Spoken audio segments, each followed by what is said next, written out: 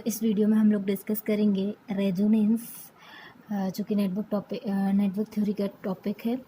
Okay, resonance plus में magnetic circuit हम लोग डिस्कस करेंगे। ओके, तो देखो रेजोनेंस क्या है। रेजोनेंस एक सर्किट में तब अकर होता है जब रेजोनेंस अकर होने के लिए दो एनर्जी रिक्वायर्ड रहती हैं, और एक इलेक्ट्रिकल सिस्टम में ये एनर्जीज जो हैं वो कहाँ से प्रोवाइड होती हैं? By the inductor and capacitor. तो इंडक्टर जो है वो एनर्जी स्टोर करता है in the form of magnetic field, और कैपेसिटर स्टोर करता है एनर्जी को in the form of electric field. ठीक है, तो रेजोनेंस कब अकर होगा? जब दो एनर्जी होंगी, है ना। और ये एक इलेक्ट्रिकल सिस्टम में ये दो एनर्जी कहाँ से मिलती है? एक इंडक्टर से, कैपेसिटर से। ओके, तो अगर हम बोलते कि एक सर्किट है जो रेजोनेंस की कंडीशन में है, तो उस टाइम क्या होता है? जो सोर्स वोल्टेज है और सोर्स करंट है वो इन फेस रहती हैं, राइट। और रेजोनेंस फ्रिक्वेंसी क्या है? वो फ्रिक्वेंसी है जिस पे वो फ्रिक्वेंसी या वो रेट है जिस पे एनर्जी ट्रांसफॉर्मेशन होता है। ठीक है, रेजोनेंस फ्रिक्वेंसी कौन सी फ्रिक्वेंसी है या कौन सी रेट है जिस पे एनर्जी ट्रांसफॉर्मेशन होता है। ओके, तो हम इसमें दो टाइप के रेजोनेंस सर्किट की बात करते हैं। एक series RLC circuit, series resonance circuit, और सीरीज आरएलसी रेजोनेंस सर्किट बोलते हैं, और एक दूसरा होता है पैरेलल रेजोनेंस सर्किट। तो सीरीज आरएलसी सर्किट की हम लोग बात करते हैं। तो अब हम इसका फेजर ड्रॉ करेंगे। तो मैंने आपको जब साइनसोइडल स्टडी स्टेट पढ़ा था हमने, तब डिस्कस किया था कि जब भी हम सीरीज़ की बात करेंगे तो आई को रेफरेंस लेंगे, और पैरेलल की बात करेंगे तो भी को रेफरेंस लेंगे, क्योंकि सीरीज़ में आई सेम रहता है और पैरेलल में भी सेम रहता है। तो जो कांस्टेंट या सेम रहता है उसको हम रेफरेंस लेते हैं। तो इधर हम आई को रेफरेंस लेंगे, उसके बाद जो वी आर है वो इन फेज विद आई रहेगा, वी एल जो है और वी सी। तो देखो इंडक्टर के केस में हमने क्या पढ़ा था कि करंट जो है वो 90 डिग्री लैग करती है, मतलब वोल्टेज लीड कर रहा है, इसलिए हमने इससे 90 डिग्री वी एल बनाया। और कैपेसिटर के केस में करंट लीड करती है, मतलब वोल्टेज लैग करता है, इसलिए हमने इसको लैगिंग बनाया by the 90 degree with I. Okay, अब रेजोनेंस पे क्या होता है कि रेजोनेंस में हमने क्या बोला कि जो सोर्स वोल्टेज है और सोर्स करंट है वो इन फेस रहते हैं। इसका मतलब क्या है कि जो ये दोनों वोल्टेज हैं इनके मैग्नीट्यूड वाइज ये इक्वल होंगे। ठीक है, तो ये मैग्नीट्यूड वाइज इक्वल होंगे, तो इसलिए क्या आएगा? Mod V L equal to mod V C. V L जो होगा वो आई एक्स एल होगा, वी सी जो होगा वो आई एक्स सी होगा, that is X L equal to X C. X L क्या होता है? ओमेगा एल, और एक्स सी क्या होता है? 1 अपॉन ओमेगा एल। तो ओमेगा स्क्वायर जो है वो क्या हो जाएगा? 1 अपॉन एल सी। तो ओमेगा नॉट जो होगा वो क्या हो जाएगा? 1 अपॉन रूट एल सी। इसको हम लोग बोलते हैं रेजोनेंस फ्रिक्वेंसी। और ये अगर ये है रेडियन पर सेकंड में, और अगर हर्ट्ज में लिखनी तो 1/2 पाई रूट एल सी हो जाएगा। ओके, अब हम लोग ग्राफ की बात करते हैं, magnitude of Z versus omega. तो जेड क्या होगा? क्योंकि ये सीरीज आरएलसी सर्किट है, तो जेड होगा R plus j X L minus j X C. तो इधर हम एक्स एल एक्स सी की वैल्यू ओमेगा एल और 1 अपॉन ओमेगा सी रखेंगे। ठीक है, और जो मॉड जेड है वो क्या हो जाएगा? Under root of R square plus omega L minus 1 upon omega C का होल स्क्वायर। ओके, ये आ गया। अब देखो इसका जब हम कर्व ड्रॉ करेंगे, तो अगर हम लोग एग्जैक्टली रेजोनेंस फ्रिक्वेंसी पर बात करते हैं तो इसकी वैल्यू क्या होगी? रेजोनेंस फ्रिक्वेंसी पे हमने अब भी देखे थे X L equal to X omega होता है, मतलब ये टर्म जीरो हो जाएगा, तो जेड की वैल्यू आर के इक्वल होगी। तो रेजोनेंस फ्रिक्वेंसी पे तो आर होगी, जेड की वैल्यू मिनिमम होगी रेजोनेंस फ्रिक्वेंसी पर, राइट। ओके, और अगर हम बात करते हैं रेजोनेंस फ्रिक्वेंसी पे से कम पे, तो जो हमारा नेटवर्क होगा वो लीडिंग होगा। ठीक है, वो क्यों होगा अभी हम उसका रीज़न डिस्कस करेंगे, बस अभी आपको फ़िलहाल ये याद रखना, जिस थोड़ी देर बाद हम लोग डिस्कस करेंगे। तो ओमेगा नॉट से कम पे, यानी कि रेजोनेंस फ्रिक्वेंसी से कम पे लीडिंग होता है ना। और लीडिंग पावर फैक्टर पर वर्क करता है, दैट इज़ आरसी सर्किट की जैसे एक्ट करता है। और ओमेगा नॉट की वैल्यू जब ग्रेटर देन जब ओमेगा की value greater than omega naught रहती है तो ये लैगिंग पावर फैक्टर पर वर्क करता है, दैट इज आर एल, है ना। ओके, अब हम ऐसे ही एक्स वर्सेस ओमेगा की बात करेंगे, तो एक्स क्या? X L minus X C, that is omega L minus 1 upon omega C.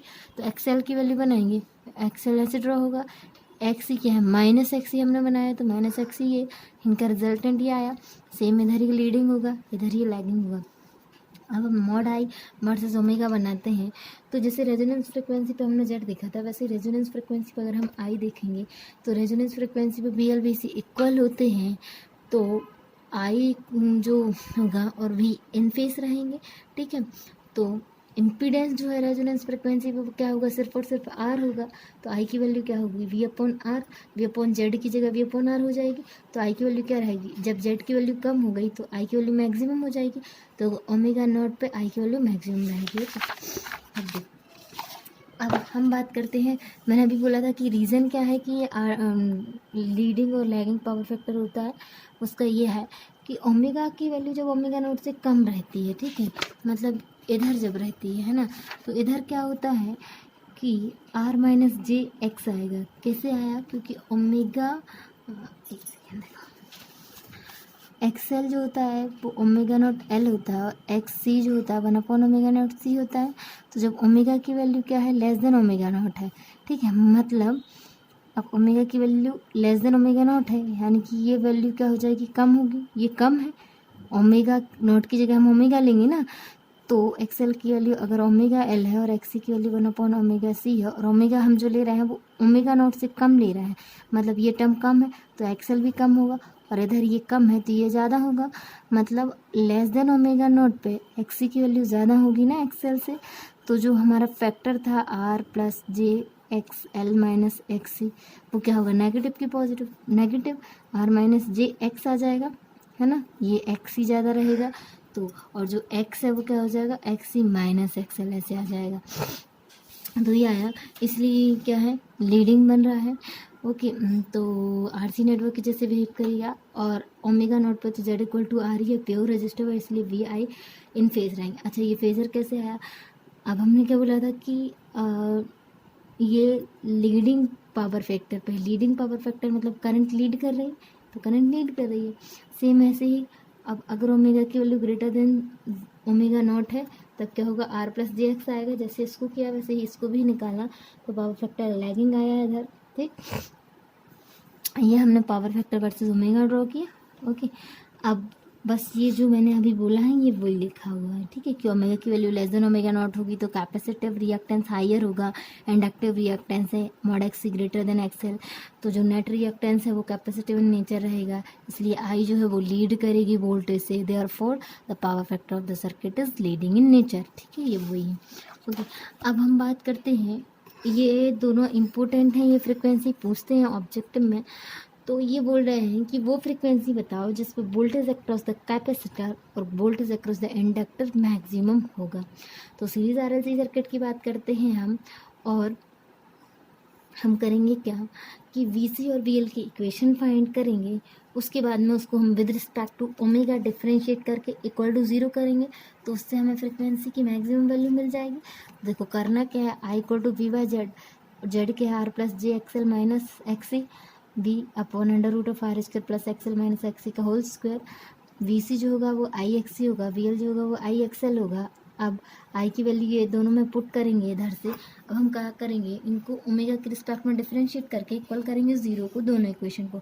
तो उससे जो हमें अब सॉल्व करना ज़रूरी नहीं है उसको, इसलिए मैंने डायरेक्ट लिखा है कि उससे जो फ्रिक्वेंसी मिलेगी, frequency at which the voltage across the capacitor is maximum, वो क्या होगी, 1/2π√LC under root 1 minus R square C by 2L, ठीक है। और अगर एफ एल की बात करेंगे तो ये फैक्टर तो सेम रहेगा 1/2π√LC, लेकिन ये वाला जो फैक्टर था रूट के अंदर वो 1 में आ जाएगा, तो under root 1/1 minus R square C by 2L। Okay, तो ये वाला फैक्टर देखो, ये वाला फैक्टर तो हर जगह ही आएगा जब भी हम फ्रिक्वेंसी की बात करेंगे, इधर इसमें रेजोनेंस में जितनी भी फ्रिक्वेंसी की बात करेंगे ये वाला टर्म तो आना ही है, बस ये टर्म इधर पे याद रखना। तो ये क्या होगा, 1 minus R square C by 2L in case of capacitor, ठीक है, एफ सी के में। और जब एफ एल की बात करेंगे तो ये 1 में आ जाएगा। और जब हम एक और चीज़ पढ़ेंगे टैंक सर्किट, तो टैंक सर्किट की फ्रिक्वेंसी में ये जो 2 है वो हट जाएगा, बाकी सेम ही रहेगा, ठीक है। अब हम बात करते हैं क्वालिटी फैक्टर की। तो क्वालिटी फैक्टर क्या होता है, रेशियो होता है maximum energy stored to the energy dissipated per cycle of oscillations, ठीक है। तो ये इसको हम ऐसे लिखते हैं 2π maximum energy stored in the circuit upon energy dissipated per cycle of the oscillation. Okay, और इसमें तो मतलब ये इम्पोर्टेंट तो नहीं है, बाकी ओमेगा एम जो होता है जो कि एनर्जी है मैक्सिमम एनर्जी, वो half L I am square होगी, जैसे इंडक्टर के अक्रॉस जो होती है ना वो हाफ एल आई स्क्वायर वो ही है, ठीक। तो इसको हमने बस ड्राइव किया था। अब हम काय की बात कर रहे हैं, सीरीज रेजोनेंस सर्किट की। तो सीरीज रेजोनेंस सर्किट में जो क्यू होगा वो क्या होगा, reactive component of voltage upon active component of voltage. तो रिएक्टिव कंपोनेंट ऑफ वोल्टेज क्या होगा, VL और VC अपॉन VR आएगा, ठीक है। एक्टिव कंपोनेंट तो सिर्फ VR ही है, लेकिन रिएक्टिव कंपोनेंट कौन से, VL और VC। तो देखो जैसे हम R की बात करते हैं तो एक्टिव कंपोनेंट उसको मानते हैं, और L और C की बात करते हैं तो रिएक्टिव कंपोनेंट की जैसे यूज़ करते हैं, ठीक है। तो ये वही है कि VL अपॉन VR आएगा और VC अपॉन VR आएगा। अब इससे हम क्या करेंगे, IXL अपॉन IR रख देते हैं ना, तो IA कैंसिल हो जाएगा, XL अपॉन R आएगा, XL की वैल्यू ओमेगा L हो जाएगी, तो ये आया ओमेगा L अपॉन R, या फिर इसी को हम XC/R लेते हैं तो 1 अपॉन ओमेगा RC ये आ जाएगा। ओके, अब हमने क्या किया, ओमेगा की वैल्यू 1/√LC रख दी, तो 1/R√L/C आ गया। तो ये सब आपको याद नहीं रखनी है, ये डिफरेंट जो फॉर्मूले हैं वो हम फाइंड भी कर सकते हैं इन द एग्ज़ाम तुरंत। बस हमें ये याद रखना है कि अगर सीरीज रेजोनेंस सर्किट की बात कर रहा है तो जो Q होगा वो reactive component of voltage upon active component of voltage होगा, और अगर पैरेलल रेजोनेंस की बात कर रहा है तो वोल्टेज की जगह करंट हो जाएगा, ठीक है। ओके, और देखो ये ऐसे अगर कंफ्यूज होते तो याद कैसे रखना है कि जब भी हम सीरीज़ की बात करेंगे तो करंट तो सेम रहेगी, चेंज जो होगा डिफरेंट जो होगा वही लेंगे हम। तो क्योंकि सीरीज़ की बात कर रहे हैं इसलिए करंट तो सेम है, इसलिए हम इधर वोल्टेज लेंगे। और पैरेलल की बात अगर कर रहे हैं तो उधर वोल्टेज तो पैरेलल ब्रांचेस के क्रॉस सेम रहता है, चेंज अगर कुछ होता है तो वो करंट है।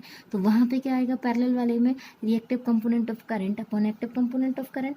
ओके, अब अगर हम ओमेगा नॉट पे बात करते हैं तो VR की वैल्यू क्या होती है, IR, है ना। दैट इज I क्या है, V/R इंटू R। तो V होता है, जो VR होता है एट रेजोनेंस फ्रिक्वेंसी वो V होता है, और VL जो होता है वो क्या होगा, JXL/IL। तो JXL/I हो जाएगा, XL की जगह हमने ओमेगा L रखा और I की जगह V/R, क्योंकि हमने पहले ही देखा था कि रेजोनेंस फ्रिक्वेंसी पे I क्या होता है, V/R होता है, क्योंकि Z तो नहीं रहता, ठीक है। तो ये आया, उसके बाद हमने ये सारी वैल्यू वगैरह पुट की, तो ये क्या बन गया, ओमेगा नॉट L/R, ये Q के फॉर्म में बन गया। तो JQ भी, ये इसको Q जो आया उसको एम्पलीफिकेशन फैक्टर बोलते हैं, ठीक है। तो अब अगर सीरीज रेजोनेंस की बात करेंगे तो वोल्टेज एम्पलीफिकेशन फैक्टर बोलेंगे, लेकिन अगर हम पैरेलल की बात करेंगे तो करंट एम्पलीफिकेशन। रीजन सेम है कि इधर करंट सेम रहती, वोल्टेज चेंज रहता है, इसलिए वोल्टेज पे सारी चीज़ें डिपेंड करें। वहाँ पे पैरेलल में वोल्टेज सेम रहता है, करंट चेंज होती है, इसलिए करंट पे सारी चीज़ें डिपेंड करती हैं। अब VC क्या है, -JXC/IC। इधर से हमने बस ये सारी वैल्यू पुट की, इनको रखा, उसी टर्म में आ गया। ओके, अब एक इम्पोर्टेंट चीज़ होती है बैंडविड्थ। तो बैंडविड्थ क्या होती है, रेंज ऑफ फ्रिक्वेंसी होती है जिसमें जो पावर लेवल है ना, वो क्या हो जाता है, at least half of the maximum power हो जाता है, ठीक है। बैंडविड्थ क्या होती है, ये रेंज ऑफ फ्रिक्वेंसी होती है, और उसमें जो पावर लेवल है सिग्नल का वो क्या हो जाता है, half of the maximum power हो जाता है। और ऐसे बोल सकते हैं कि करंट जो है मैक्सिमम करंट की √2 हो जाती है, और पावर जो है वो क्या हो जाती है, /2 हो जाती है मैक्सिमम पावर की। तो हमने ये लिया ω1 ω2, और ये ω0 था जिस पे I मैक्सिमम था, और इधर ω1 ω2 पे क्या होता है, I मैक्सिमम /2 हो जाता है, ठीक है। ओके, तो जो बैंडविड्थ है वो क्या है, ये वाली बैंडविड्थ है, ये जो है वो क्या है, बैंडविड्थ ω2 माइनस ω1, ठीक है। अब हम लोग बात करते हैं ओमेगा नोट पे। तो मैंने बोला ही है कि I मैक्सिमम में Z की वैल्यू R है। अब ω1 और ω2 पे करंट की वैल्यू क्या है, मैक्सिमम /√2 है, तो जो मोड Z होगा वो √2R होगा। कैसे, क्योंकि देखो जब I मैक्सिमम होता है तो I मैक्सिमम क्या आता है, I मैक्सिमम V/Z आता है, दैट इज़ V/R आता है। उसी से हमने ये निकाला कि जब I मैक्सिमम /√2 होती है तो Z की वैल्यू √2R आ जाती है, ठीक।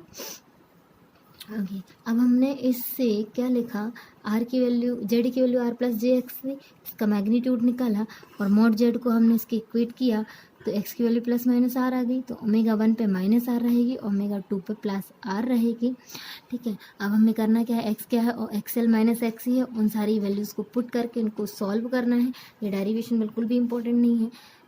फिर ये सॉल्व जब हम करेंगे दोनों को तो क्या आएगा, ω0² = ω1 ω2, दैट इज ω0 = √of ω1 ω2। मतलब ये है कि ये जो रेजोनेंस फ्रिक्वेंसी है वो, ये जो कट ऑफ फ्रिक्वेंसीज हैं उनका ज्योमेट्रिक मीन होता है। ओके, फिर उन्हीं दोनों इक्वेशन से हम बैंडविड्थ निकालेंगे, जो कि मैंने पहले ही बोला था ओमेगा 2 माइनस ओमेगा 1 होता है। सॉल्व करने पे आर वाई एल आता है, तो इट्स बेटर कि इसको रिमेंबर करो आप, है ना। तो बैंडविड्थ जो होगी क्या आ जाएगी, आर वाई एल होगी रेडियन पर सेकेंड में। ओके, ये क्या हो जाएगी रेडियन पर सेकेंड में, लेकिन अगर हर्ट्ज में बोला है तो आर वाई 2 पाई एल आ जाएगा। ओके, अब हम बात करते हैं क्यू की। क्यू जो है वो हमने पहले ही पढ़ा क्या होता है, energy stored upon energy dissipated. लेकिन इसको हम बैंडविड्थ और ओमेगा नॉट के टर्म में इसलिए पढ़ रहे हैं क्योंकि ये बहुत ही यूज़ होता है ये वाला फॉर्मूला। क्यों क्या होता है, ओमेगा नॉट अपॉन बैंडविड्थ। अब इसको भी हम ड्राइव कर सकते हैं, लेकिन ये सबको ड्राइव करने की कोई ज़रूरत नहीं है, आप बस फॉर्मूले याद रखो। तो क्यू जो होगा वो क्या होगा, ओमेगा नॉट अपॉन बैंडविड्थ, और जीटा जो होगा डैम्पिंग रेशियो वो क्या होगा, 1/2 होगा। ओके, अब अगर हम बोल रहे हैं कि for the higher value of Q the resonance frequency is equal to the arithmetic mean of upper and lower cut off frequency, जो कि हमने अभी निकाला, omega naught equal to under root of omega 1 omega 2। Okay, तो अगर हम omega 1 पे बात करते हैं तो जेड क्या होगा, आर माइनस जे आर होगा, क्योंकि हमने पहले ही देखा था कि आर जो एक्स की वैल्यू आती थी वो नेगेटिव आती थी, आर माइनस जे एक्स था, और एक्स इक्वल टू आर हमने अभी देखा, तो आर माइनस जे आर आएगा। तो थीटा क्या हो जाएगा, tan inverse imaginary term upon real term, तो इमेजनरी माइनस आर है अपॉन रियल टर्म आर है, तो ये -45 डिग्री आ गया। तो पावर फैक्टर क्या होगा, cos theta that is cos 45 that is 1/√2। तो ये लीडिंग आएगा, क्यों, क्योंकि हमने जस्ट अभी डिस्कस किया था पहले कि बिफोर ओमेगा नॉट क्या होगा, लीडिंग पावर फैक्टर होगा सीरीज आरएलसी सर्किट में, और आफ्टर ओमेगा नॉट लैगिंग होगा। तो वैसे ही हमने ये भी प्रूव कर लिया। Okay, that was all about the series resonance. अब हम बात करते हैं पैरेलल रेजोनेंस की। तो पैरेलल रेजोनेंस में ये पैरेलल आरएलसी सर्किट कंसीडर करेंगे, और मैंने पहले ही बोला था जब फेजर ड्रॉ करेंगे तो पैरेलल अगर है तो वोल्टेज तो सेम रहेगा, सब में करंट चेंज होगी, तो हमने वोल्टेज को रेफरेंस ले लिया। ओके, और करंट जो होगी I R in phase with V रहेगी, ठीक है।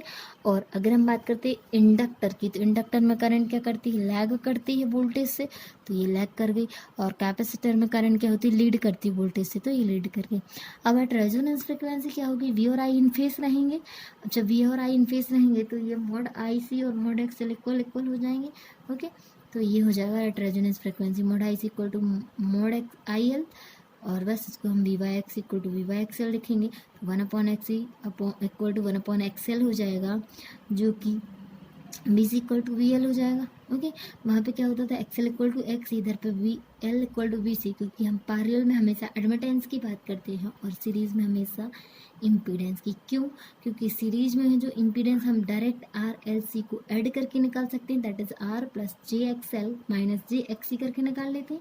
और वैसे ही अगर पैरेलल में है तो हम इसके एडमिटेंस को ऐड कर सकते हैं डायरेक्टली। तो जो बाय होगा वो क्या होगा, G that is 1/r plus 1/j X L plus 1/j X C, ऐसे। तो मतलब j V C minus j B L आ जाएगा, मतलब जो बाय आएगा वो क्या होगा, G plus j B C minus j B L, इस टर्म में आ जाएगा। ओके, इधर भी सेम फ्रिक्वेंसी वही होती है, रेजोनेंस फ्रिक्वेंसी। ओके, अब जैसे हमने वहाँ पे सीरीज में मोड जेड वर्सेस ओमेगा बनाया था, वैसे इधर मोड बाय वर्सेस ओमेगा बनाएंगे। तो देखो मैंने अभी बोला था G plus j B C minus V L, ये था, हमने इसका मैग्नीट्यूड फाइंड किया। अब हम जब इसको ड्रॉ करेंगे तो बिफोर ओमेगा नॉट इसमें लैगिंग पावर फैक्टर मिलेगा, मतलब आर एल जैसे एक्ट करेगा, और आफ्टर ओमेगा नॉट लीडिंग जैसे होगा, राइट। और ये भी हमने उसी के जैसे ड्रॉ किया है।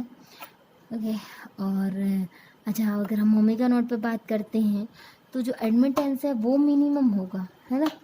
एडमिटेंस क्या होगा, मिनिमम होगा, क्योंकि ये दोनों इक्वल हो जाएंगे तो जीरो हो जाएंगे, ये जी के इक्वल होगा तो एडमिटेंस मिनिमम होगा, लेकिन इम्पीडेंस मैक्सिमम होगा। इम्पीडेंस मैक्सिमम होगा इसीलिए एट ओमेगा नॉट करंट क्या होगी, मिनिमम होगी। तो आई वर्सेस ओमेगा बनाएंगे तो ये भी मिनिमम होगी, है ना, ओमेगा नॉट पे। अब जैसे हमने वहाँ पे लिखा था वैसे इधर भी लिखेंगे कि बिफोर ओमेगा नॉट ये क्या होगा, जी माइनस जे बी, क्योंकि ओमेगा नॉट के पहले क्या होगा। अब इधर हम बात कर रहे हैं बी सी की, जो कि क्या है, ओमेगा सी है, और जो वी एल है वो 1/ओमेगा एल है, ठीक है। तो जब ओमेगा की वैल्यू कम होगी, है ना, ओमेगा नॉट से, तो ये टर्म कम होगा, मतलब ये टर्म कम होगा, बी सी कम होगा, और ये टर्म कम होगा, मतलब ये टर्म ज़्यादा होगा। और हमने पढ़ा क्या, V C minus V L, है ना, मतलब ये टर्म कम है, ये वाला टर्म ज़्यादा है, नेगेटिव टर्म का इफेक्ट ज़्यादा है, मतलब जो वी है वो ओवरऑल नेगेटिव आएगा, इसलिए जी माइनस जे बी आया, ठीक है। ओके, तो इधर भी आया। उसके बाद में हम करेंगे क्या, हमने जस्ट अब भी देखा कि लैगिंग पावर फैक्टर बनने का मतलब करंट जो है वो लैग कर रही है। क्यों? क्योंकि इंडक्टिव इफेक्ट जो है वो ज़्यादा है, जब ओमेगा की value less than omega naught है तो इंडक्टिव इफेक्ट ज़्यादा है, इसलिए करंट लैग करेगी। सेम ओमेगा की value greater than omega naught होगी तो ये प्लस जे बी आएगा, क्योंकि इधर क्या होगा, एक्स सी ज़्यादा होगा, एक्स सी नहीं बी सी ज़्यादा होगा बी एल से। ओके, तो जब भी कैपेसिटिव इफेक्ट ज़्यादा होगा तो करंट लीड करेगी। बस हमने इसी को ड्रॉ किया पावर फैक्टर को। उसके बाद में इधर हमने क्यों निकाला, तो मैंने जस्ट अभी बोला था कि हम रेशियो जो होता है वो रिएक्टिव कंपोनेंट अपन एक्टिव कंपोनेंट का होता है, लेकिन अगर सीरीज़ है तो वोल्टेज इसका होगा और पैरेलल है तो करंट का होगा, तो इधर क्या आएगा, reactive component of current to the active component of current, ठीक, that is I L upon I R और I C upon I are. अब बस इधर से हम B Y X L upon B Y R रखेंगे तो आर वाई एक्स एल आ जाएगा, जो कि आर वाई ओमेगा एल होगा। मतलब सीरीज में क्या आता था, ओमेगा एल वाई आर, और इधर क्या आता, आर वाई ओमेगा एल, मतलब जस्ट उसका इनवर्स। उधर पे आता था 1 ओमेगा आर सी, इधर क्या आता ओमेगा आर सी, जस्ट उसका इनवर्स। उधर आता था 1/r under root L by C, इधर क्या होगा, R root C by L, just inverse आ रहा है। ओके, जीटा तो सेम नहीं रहेगा, 1/2 क्यू की वैल्यू बस चेंज होगी, सीरीज में अलग पैरेलल में अलग। और बैंडविड्थ जो है उधर आर बाय एल थी, इधर 1/r/c है, ठीक, और क्यू जो होता है वो ओमेगा नॉट अपन बैंडविड्थ होता ही है। अब जैसे हमने वहाँ पे सारी चीज़ें लिखी थी, at omega equal to omega naught पे यहाँ भी लिखेंगे, तो omega equal to omega naught पे आई आर की वैल्यू तो आई रहेगी, लेकिन आई सी की वैल्यू क्या रहेगी, B C upon minus j X C, that is j भी अपॉन एक्स सी, जे को हम ऊपर ले गए तो प्लस बन गया, जे भी अपॉन एक्स सी, और एक्स सी क्या, 1 अपॉन एक्स सी क्या है, omega naught C into I R भी इक्वल टू, ठीक है, तो J omega naught R C I, और J omega naught R C क्या है, क्यू है, तो जे क्यू आई आ गया।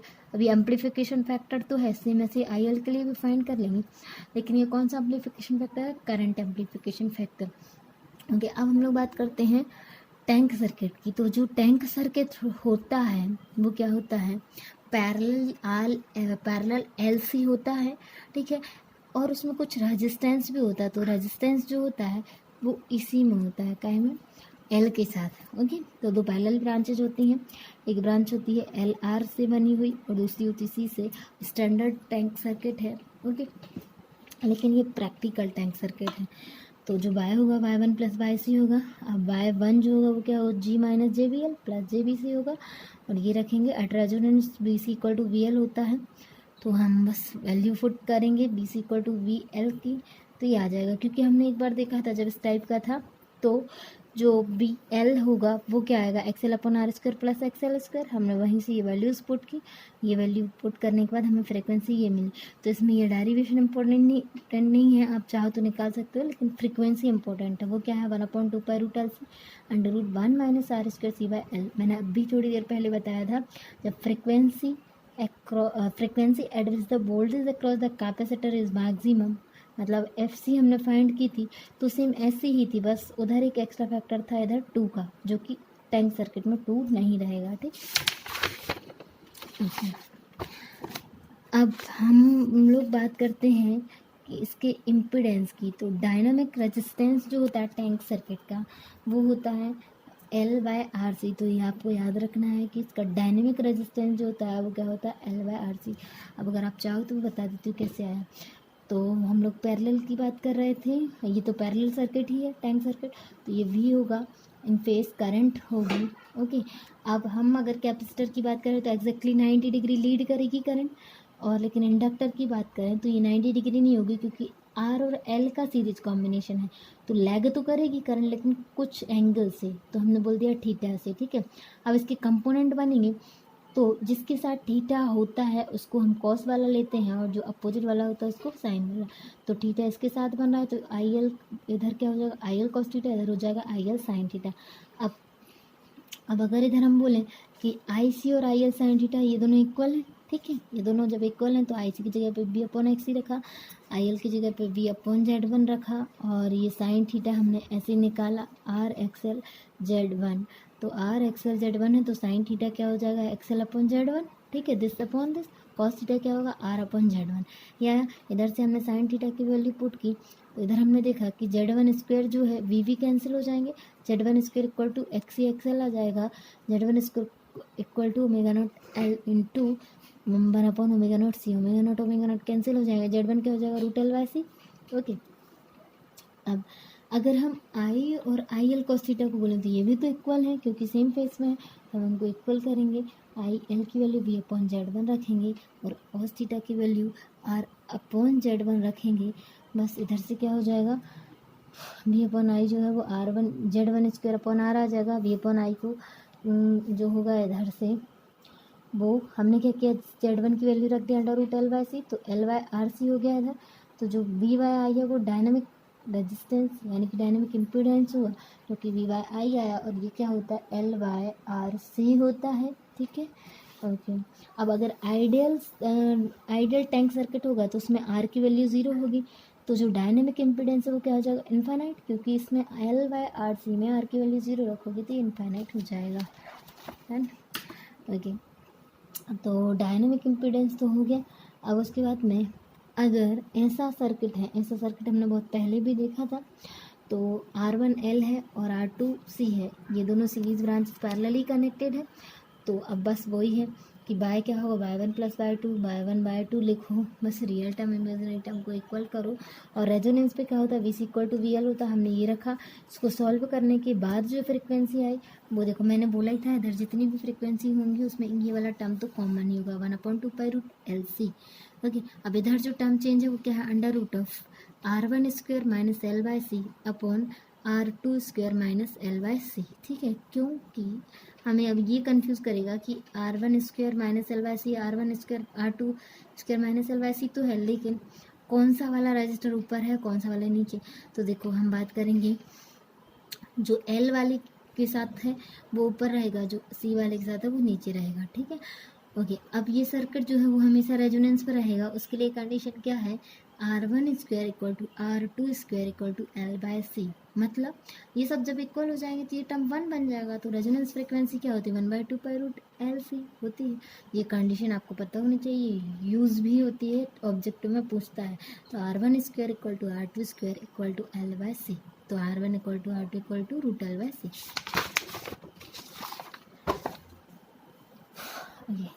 एक क्वेश्चन है ये सीरीज RLC का, इन्होंने पूछा है कि रेजोनेंट फ्रिक्वेंसी बताओ, upper lower half power frequency बताओ दैट इज ओमेगा और ओमेगा 2, क्वालिटी फैक्टर बताओ Q और बैंडविड्थ बताओ ओमेगा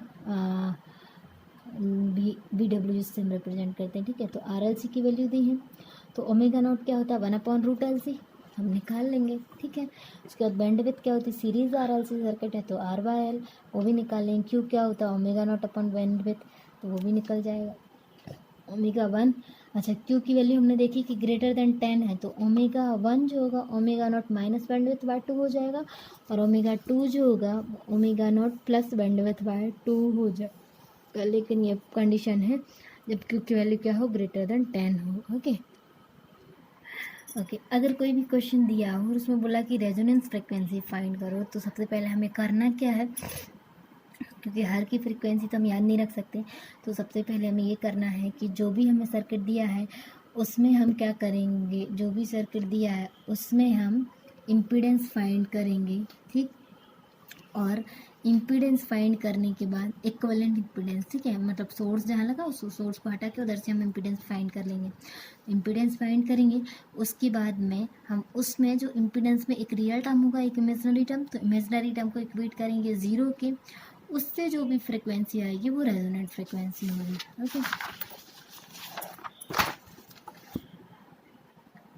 जैसे हम इसी क्वेश्चन की बात करते हैं, है ना, तो इधर इम्पीडेंस क्या होगा ये Z1 और पैरेलल में Z2 है प्लस 5 ओम है, ठीक है।